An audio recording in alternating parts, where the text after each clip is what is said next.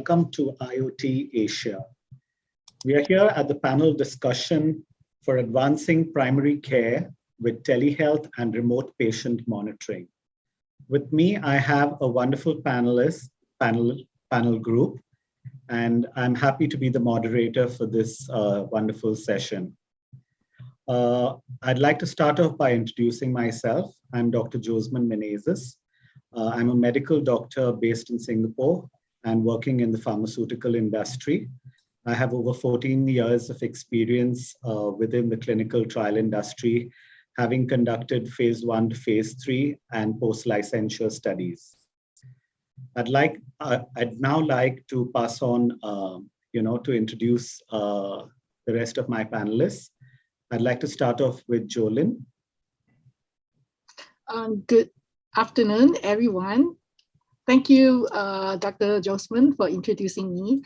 My name is Jolyn Lim. I'm the co-founder and the CEO of Agape Life MedTech Group. We are located in Singapore, and we are servicing all the outside Singapore manufacturing company, especially in telemedicine products line, to bring them into the Asia Pacific 18 countries. I have been in the medical technology and health technology field for more than 20 plus years. I'm locally born, Singapore very own, but has spent at least 20 years from United States.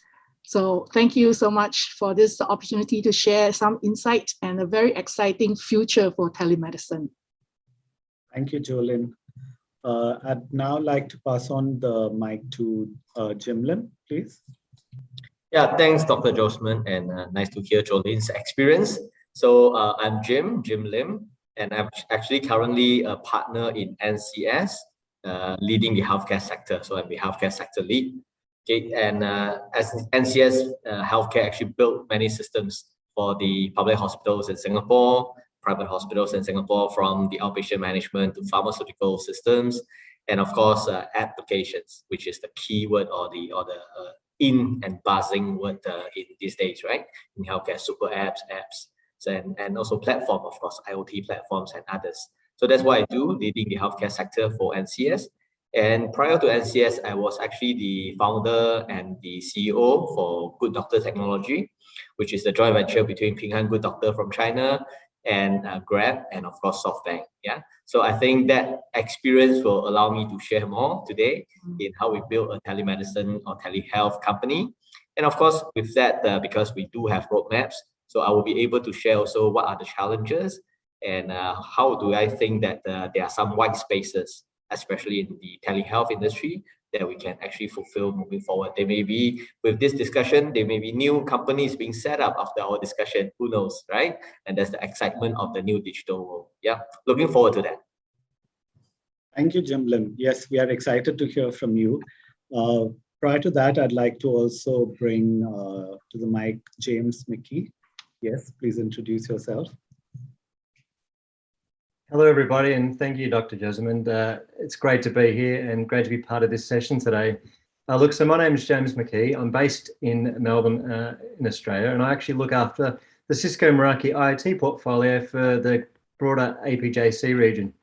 And essentially, this portfolio, I guess, is something that a lot of our customers are using to underpin, telehealth and improved healthcare outcomes, leveraging, components that extend across the IoT portfolio. So one of the things I'd like to share with you today, leveraging the broader 25 years of experience I've had with technology, is how we can actually leverage technology to drive better outcomes for patients and improve on the experiences that we've gained through, I guess, the learnings of dealing with things like COVID and other situations that give us an opportunity to kind of reflect back and work out how we can actually do things better to continually provide a better experience for patient outcomes. So I'm excited to be here today and look forward to sharing the joys of this panel. Thank you. Wonderful. Thanks, James. We are excited to hear from you as well from Down Under and your experiences internationally. So without much further ado, I'd like to actually kick off the panel discussion with my first question. As you all know, we've been going through this unprecedented time with the COVID pandemic, and it's almost 2 years in. But while this has brought in a lot of challenges and obstacles, what do you think are some of the opportunities that arose for the healthcare as well as the telehealth industry that are going to help for remote patient monitoring? So I'd like to start actually with Jim Lim, if you can provide us some insights. Sure. Thanks, Dr. Joshman, and happy to start. So as I mentioned, and all of us know that teleconsultation becomes a hit during COVID situation, right? People cannot go out, there's a home quarantine, and in large cities like Indonesia and China, right, with the lockdown, you can't really go out. So the only way that you can consult a doctor is through teleconsult. And while there are many companies before COVID doing teleconsultation or telehealth, but the take-up rate or the monthly active user is not that high, especially in Singapore, where you can't really provide a free teleconsultation because you need to subject to the regulations. So people like White Coat, Doctor Anywhere in Singapore, there's a chargeable component to go teleconsult. Unlike when I was in China and launching in Indonesia, the Good Doctor technology, we can actually do a free consultation. So in Singapore, I would say that it shows with all the data, teleconsultation companies really increase the monthly user a lot during COVID time itself due to that. Okay. And second thing is that I see that from teleconsultation perspective, with COVID, there are more regulatory changes. For example, when you travel, or for example, when you're diagnosed with COVID in recent months, you need to do ART, right? And again, there's this new company starting up to do tele-ART, right? So in Malaysia, there's a company called CLEA, C-L-E-A, where they actually work with the MOH and government a lot to say, instead of traveling down to the clinic to do a supervised ART or PCR, you actually can do it through my apps. So I actually brought that idea because I traveled to Malaysia during Christmas. I brought that idea back to Singapore and I talked to my good friend Waiman, who is the founder of Doctor Anywhere, who can't join us today, unfortunately. So he actually launched tele-ART capabilities in his apps. So I'll see that with COVID, yes, it's sad that people are going to hospital, there's high mortality, but there are also new opportunities and new companies being set up, right, to handle the situation very well. So that's why I see that from a COVID perspective, it actually brought the rising and increase and speed up the adoption of telehealth in Singapore and actually in the region, and I'll say around the world as well, right? Just very quickly is that when I was doing Good Doctor technology, one of the companies that I'm also very familiar with and talked to is Babylon Health.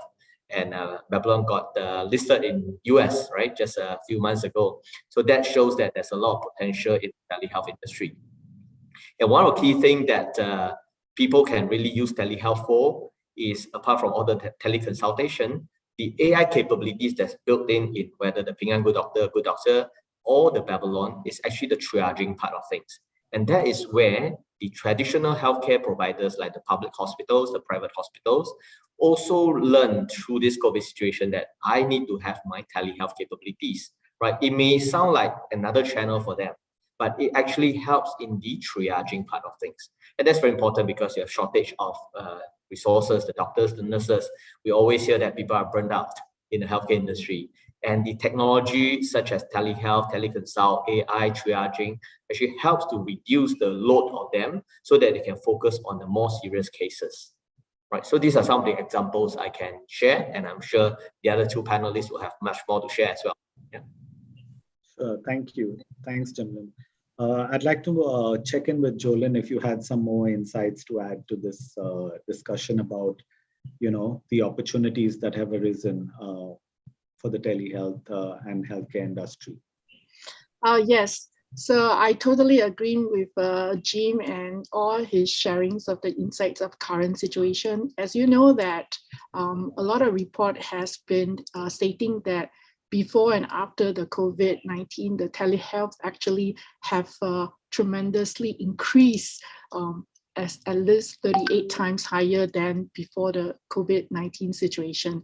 So it really required to bring together a team of people, be able to promote this telemedicine, especially across those countries or countries with a lot of rural area community hospitals or clinics that they need to reach out to these people. I guess one of the important things is to be able to figure out the IT infrastructure.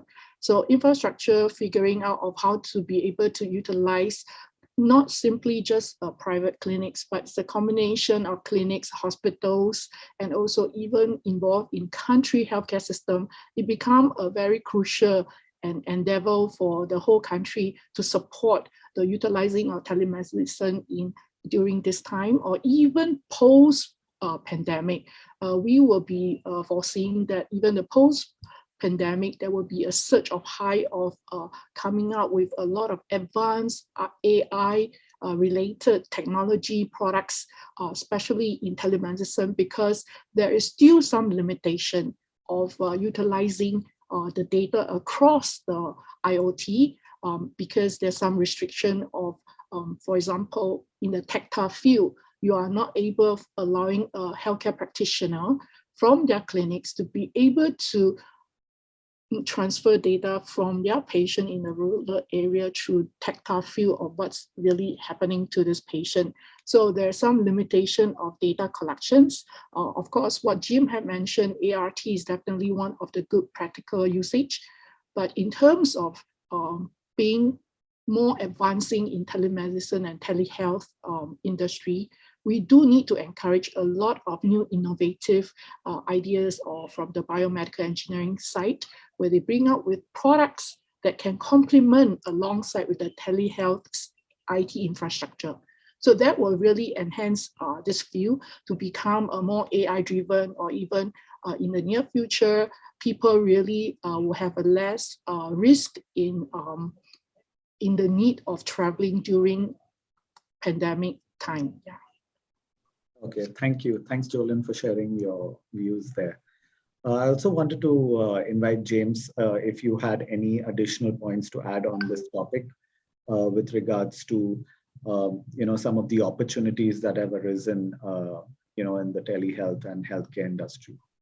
Yeah, thanks, Dr. Jessamine. I think it's a very good point what's been shared today around the innovations that this affords us. But I think also the other piece is this has essentially presented an opportunity to revisit the digital transformation journey, or reposition some focus on that space. And I think that as an outcome has been really positive, because it's really starts to allow businesses to kind of identify how they can underpin those innovations or those applications that they actually want to deliver. But at the same time, then it poses a whole range of other different challenges around security, in managing data, where's data stored? So, things like data sovereignty. So it then becomes, well, how do we actually take or build a platform for these services that's reliable, scalable, but also accessible, whether resources are proximate to where the service sits or remote. And with that in itself, it creates new challenges. So I think really, there's a range of different factors that need to be present in order to actually allow value to be realized more effectively in the healthcare and telecare spaces. So I think what this will really ultimately do is provide an opportunity to refocus, revisit, and hopefully refresh conversations around how do we start to look forward, and how do we look to put a platform in place that meets maybe our compliance and regulatory requirements, but also underpins any future sort of strategic benefits we might want to create when it comes to services for patients, etc. Yeah, I totally agree, James. A centralized and connected health record system require the proper regulatory framework and sharing of electronic health records, as well as a strong government support and investment in the centralized management system. Is become a crucial thing for the whole medical healthcare system of a country to start advocating towards the telemedicine. Yeah. Yes. Good point, James. Yeah. Yeah. No, indeed, James, I think you brought in a good segue to my next question, which was actually, while there have been a lot of opportunities, we certainly have still noticed that there are challenges, of course. And those challenges are something that we'd like to circumvent, despite us having newer, innovative opportunities. So, Jolyn, maybe I can come to you. What do you still see as challenges in this entire framework of the telehealth and remote patient monitoring? As I have mentioned, one of the challenging is to creating a ubiquitous IT infrastructure and be able to have a data consistency and persistent in extensibility, and be able to transfer through different platforms. And because there is IT infrastructure as the driving force behind, like 5G or 4G, there are different areas of the country have different telecommunication system, and that it can impose some kind of risk, data security, data accessibility, data accuracy. That are the things that it require a medical system to advocate and bring out with a very good standards, where it's a standard of platforms that everybody adopt. So this might be one of the challenges that telemedicine will become, it might be a gating criteria for telemedicine to prevalently applied throughout the whole country. Yeah. Yes, thanks, Jolene. Jimlim, do you feel in terms of scalability, this is still a challenge, or you feel, while this has been, for a country like Singapore, where, the needs only meet perhaps about 5 to 6 million people, but what about scaling that up and taking it to other countries, or perhaps something within ASEAN? Do you see that as another challenge, for this entire framework? I think I agree with Jolene and James talking about the data, right? But again, if we look at it, what is telehealth in today's world? I actually classify them as you have telehealth by the digital disruptor, like the Babylon, like the Doctor Anywhere, who actually launched more like a B2C consumer model. Why is it so? Because you can't really get the medical records of the patients from the hospitals. These are very sensitive data. So you have the digital disruptor who's trying to build a business out of telehealth, right? It's just like how Uber and Grab disrupted the transport industry. It's going to be the same way. Then you have the digital transformer, which are like the public and private hospitals. They will treat telehealth as another channel. It's more assisting, right? Another channel of experience where they can do O2O, online, offline. So they will have the medical data. Then they just need to be able to make it available through the other channel called the telehealth channel or the digital channel. So that trend, I think, is going to be challenging for them to want to have common data repository where the telehealth digital disruptor can get it as well, right? Because in Singapore, there's this thing called National Electronic Health Record, NEHR system, which actually allows pharmaceutical companies, private hospital, public hospital to be on board. It's a ministry MOH platform, right, that you can get access to all the data. But whether they will allow and they will onboard the digital players, digital disruptor or not, is questions to remain to be seen, right? But at least the digital channel of the hospitals will be there, right? So that's something that's quite different. And if we talk about, yes, we want to scale, Singapore is too small, right? It's the same thing why I chose to launch a Good Doctor in Indonesia instead of Singapore, because Indonesia is so much bigger. It's 1/3 of the population of Southeast Asia country, right? And Singapore is probably only the last one, right? So you need, as a digital disruptor, you need the size to grow. And we are using AI doctor. There's AI technology inside. And you need the data before your AI can be smart enough. When we design all the clinical pathway, right, you need the data and you need the learning. So Singapore data will not be good enough. I mean, it's very good golden practice in Singapore for medical industry, but we don't have enough things that we can train our AI engine. Yeah, so that's why we launched in Indonesia. But again, there's challenges. When I launched in Indonesia, I couldn't use, one of the cloud provider without naming it, because they don't have a data center in Indonesia. And in many countries today, you can't move your healthcare data, especially patient record, out of the country. So that remains another challenge that needs to be regulated and solved. I know Singapore actually, I think late last year, kind of regularized some of this data policy where you can do anonymous data out of the country, right? And I'm sure moving forward, things will improve, but it will take some time because we have an incident, I think 4 years ago in Singapore, 5 years ago, about health records, right? And that's why their security operations center, which my company is actually involved in currently, to build to ensure safeguarding the patient data, right? So data itself will be a challenge moving forward, for sure. Yeah, but actually I want to talk about another challenge which is very deep in my heart, is that when I do the teleconsult or telehealth company, one of the biggest white space is in tele diagnostic, right?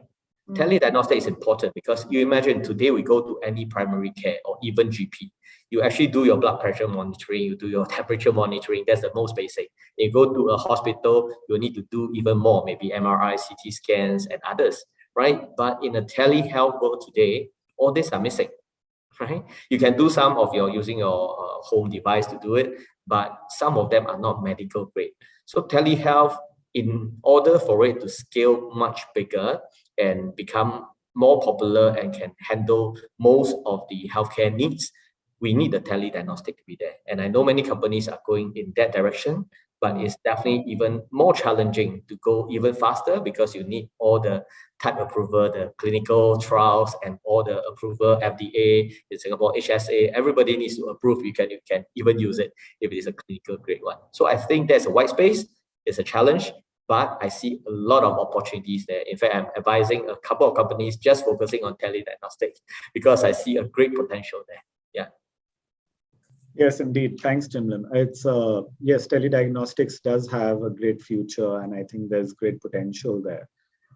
Just wondering, James, if you had any additional insights on any challenges that you still foresee, something that the entire, maybe the industry or maybe the framework has to improve. Yeah, look, thanks, Dr. Jessamine. I think I agree with Jim Lim. I think the compliance and regulatory frameworks with respect to data are a key challenge, but I'll pivot from that perspective a little bit because there's always that compliance versus technology argument. It's like, well, hang on, what do we need to sit where in order to kind of get the right outcomes that we're looking to achieve? But the kind of lens I want to put around this, though, is also, the underlying infrastructure that needs to support all this. Needs to be reliable, and obviously we see a shift to things like cloud-based services in order to provide improved experiences that can be accessed from anywhere, that are scalable, that can provide the value and reach that they need to. But then it's like, well, how do I make them available? And then whilst making them available, how do I make them repeatable across maybe many geographies? So I think those things together pose a range of different challenges, whereby we've got ways of approaching that today, but I think businesses will need to be, especially those healthcare focused providers, will need to be very mindful of what has to be addressed in order to, first of all, just meet those basic needs, but then also ensure that service availability is there to provide ultimately a better experience that's repeatable, scalable, more efficient, and allows providers to focus on their patients rather than the admin processes in order to kind of run the business. Yes, indeed. Thanks, James. I had one more question for you, actually, because I know that there's been an upswing in sort of the wearables, digital health tracking, and I wanted your insights on what do you think are some upcoming innovations that can improve patient experience. Of course, patients are at the key of the cornerstone, really, of all that we're trying to achieve here. So what is being done to improve the patient experience as well as in terms of their own data security? Look, thank you, Dr. Jessamine. That's a great question. And I think it actually is one of the most exciting ones that we have to kind of look forward to, is the innovation. And if we look at the pace of change in this industry, even if I reflect across the last 25 years that I've spent here, I still can't believe how many different things we've experienced. But if we look forward, and I reflect on some of the things I've been talking to my customers in this region about, it's really about applying some of those forward-looking technologies like Jim Lim was talking about before, things like machine learning and artificial intelligence, to actually drive things like, say, process automation or identify areas of risk within patients' care settings, so we can actually, first of all, identify risk, treat it, triage anything that needs to be triaged, to essentially provide a better outcome for patients. And to give you some examples of that, we've seen customers leverage IT devices like cameras and sensors to actually implement things like, say, custom machine learning models to, say, understand slips and fall behavior or aggressive behavior in patient settings, and then, say, trigger an alert to, say, a security team or security operations center kind of reach out and check. Now that could be, whilst that's kind of a generic term, it could be nurse on call function. It could be the nurse unit manager. It could be a remote service. So I guess applying these technologies to all these different problem sets, I think is a space for a huge amount of, first of all, discussion, but also often these things have been introduced into business and industry via technologists. I think what's super exciting is to ask the question of people that don't typically sit in the technology space, because they come up with some really interesting ways of applying this technology to solve things that technologists just never come up with. It's, in fact, they would never even think of that. So I think one of the great things we'll see in this space is the unlikely adoption of technology to solve for, I guess, unique healthcare setting problems. And I think, to me, that's probably one of the most exciting things we can look forward to as these capabilities become mainstream, as it becomes easier to, Jim Lim talked about training models. This process is really difficult. So, being able to actually get access to that and apply this sort of technology to these sorts of problems, I think is going to be super exciting moving forward. Yeah, sorry, Jolene, go ahead. Yeah, that's a very good point, because James, you just kind of inspired me of thinking of the future of this telehealth space going to be so exciting and so great. Is because there is this niche space where maybe a patient in Singapore trying to look for the best health solutions for his or her conditions that within Singapore, there's no such diagnosis or there's no such capabilities.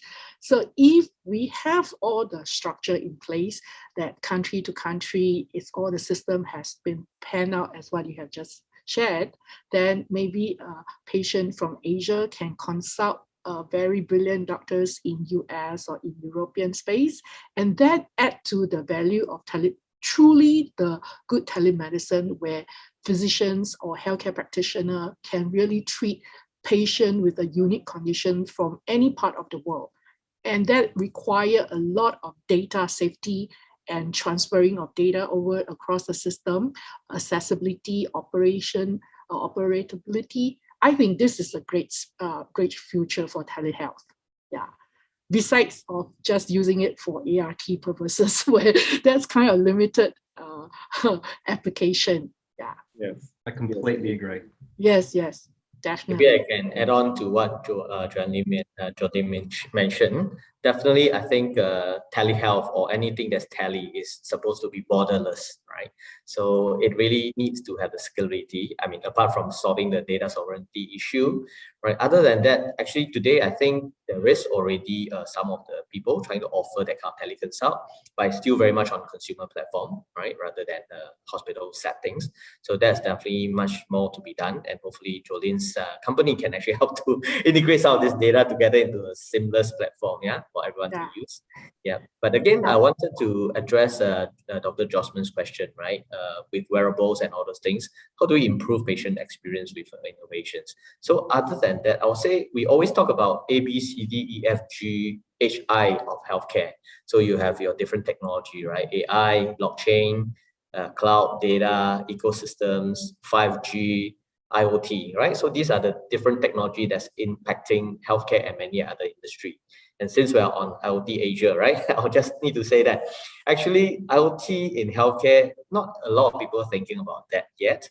Although there's a specific term for that, just called IoMT, Internet of Medical Things, which is trying to, I mean, there are different settings. In a hospital setting, you look at integrating different medical devices together and collecting data and putting it for the best decision. When outpatient journey perspective, you look at ambulance, right? Connected ambulance. And what was happening is actually in the IoT industry, there's multiple different standards, as we know. You have your Zigbee, Z-Wave, Sigfox, NB-IoT, different, right? So many different technology. And there are so many different devices. Imagine what is going to be moving forward. Apart from all the primary care, I think chronic disease management and home care is a key theme.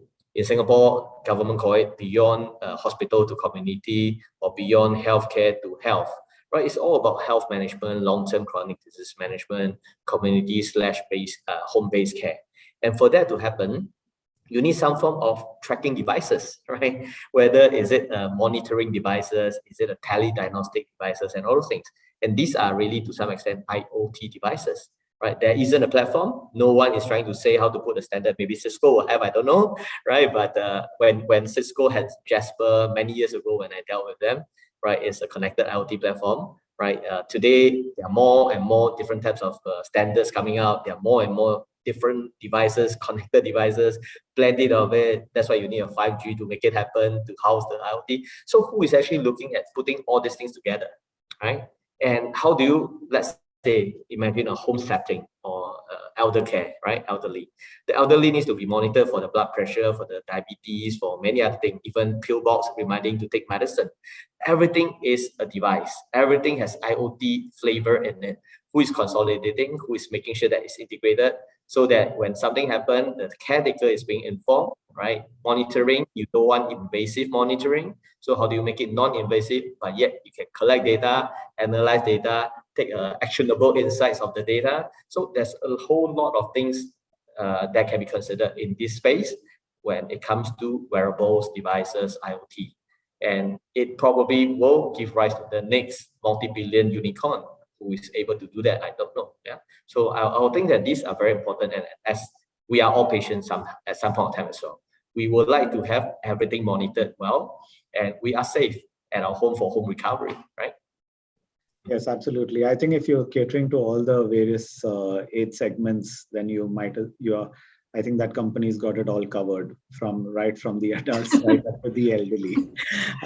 I think for the pediatric, then you'd have to think of something more, like the vaccination, like a vaccination, something like that for the pediatric age group. But yeah, with so many health apps,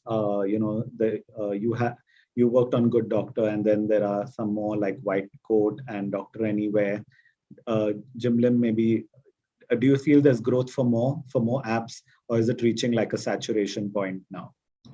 Very interesting question. Actually, everybody say, hey, there's so many apps, I need another one. I can tell you, because of my background, there's a lot of companies trying to say, can you advise us, right?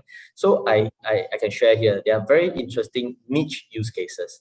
There's someone who tried to build telehealth apps for people who are traveling and maritime industry, because they are out of touch with the main part, right? How do you take care of them? So that's one example, right? Then there are people who just focus on complementing the telehealth company. One is, of course, Tele Diagnostic. Others focus on elder care telehealth apps. Why do you need it to be different? Because you need what we call a one-click distance. That means in a very short distance, the elderly can use it, because the apps for an elder and the apps for a normal consumer is different. Maybe you even need to have a big buttons, right? That's the UX UI design. So there is a lot of niche use cases, but can they scale and can they grow? I totally agree with two other panelists. You can't just look at Singapore alone, unfortunately. It has to go beyond Singapore. There's a lot of such opportunity in the bigger countries, right? Singapore can do the apps, but we need to be able to bring out of Singapore. Yeah. Okay, thank you. And James, do you feel there's more uptake, say down under in Australia? Do you think there's scope for more of these apps?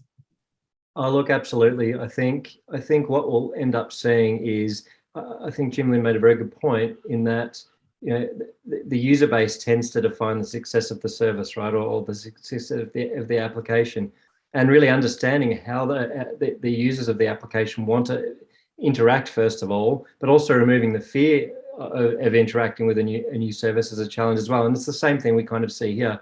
But I think fundamentally, we're talking about a huge amount of data. Like, it's mind-boggling to even stop and think about.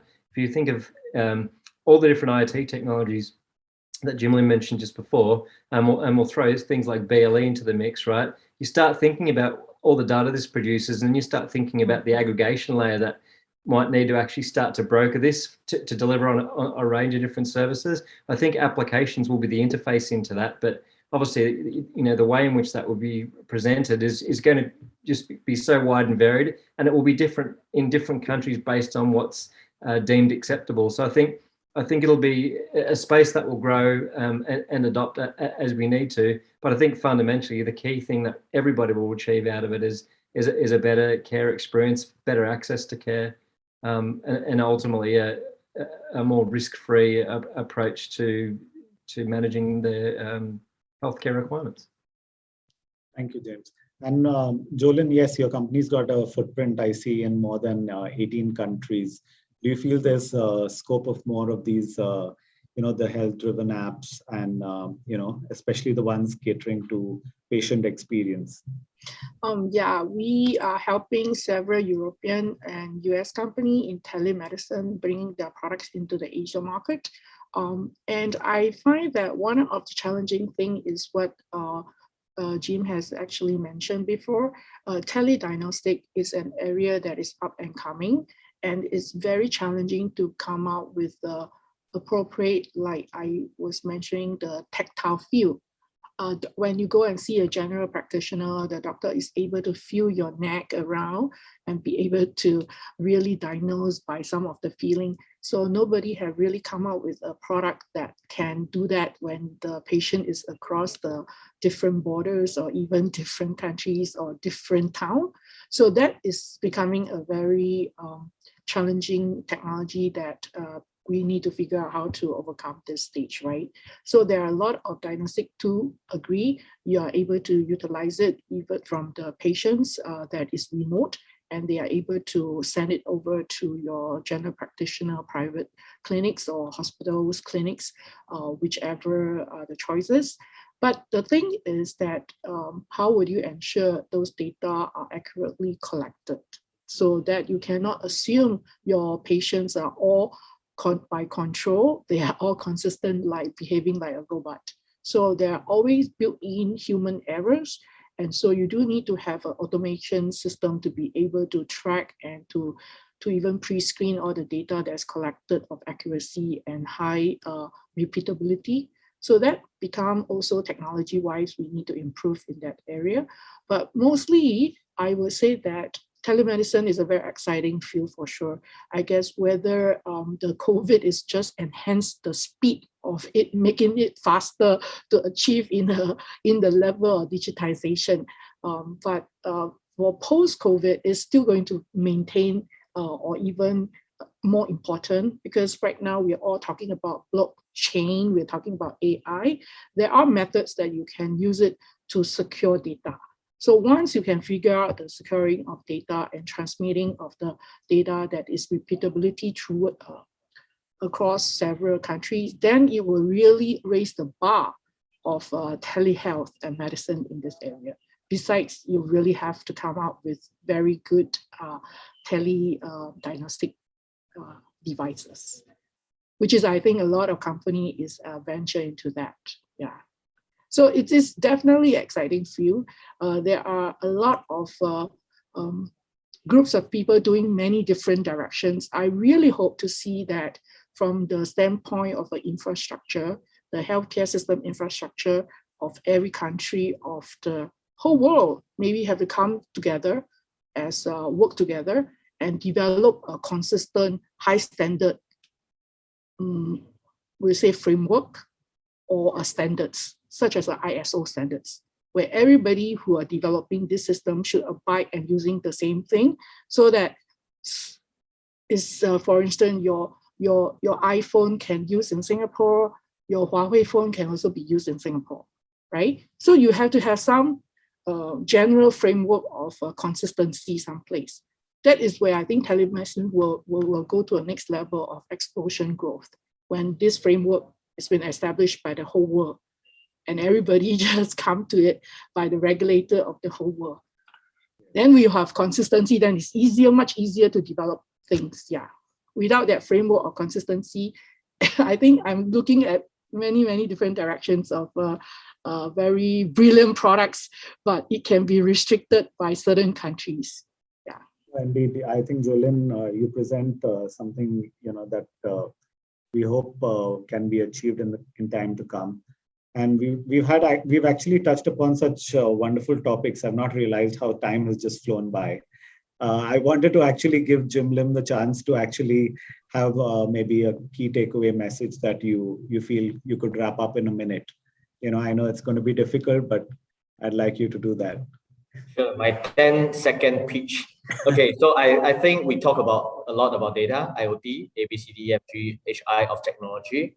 I really hope that as a patient and a technologist, we can have a proactive, remote, non-invasive monitoring and triggered of a telehealth so that people, my devices know my conditions, triggered when I need help, and I will have good patient experience, whether it's apps or any other devices. Yeah. Yes, fantastically said. And, you really echoed the sentiments of the other panelists as well. Thank you, everyone. Thank you, Jim Lim. Thank you, James. And thank you, Jolyn, for a wonderful insights that you've shared with everyone at IoT Asia. Thank you again for being on the panel. And on behalf of the organizers, I'd like to thank you and wrap up this panel discussion. Thanks, everyone.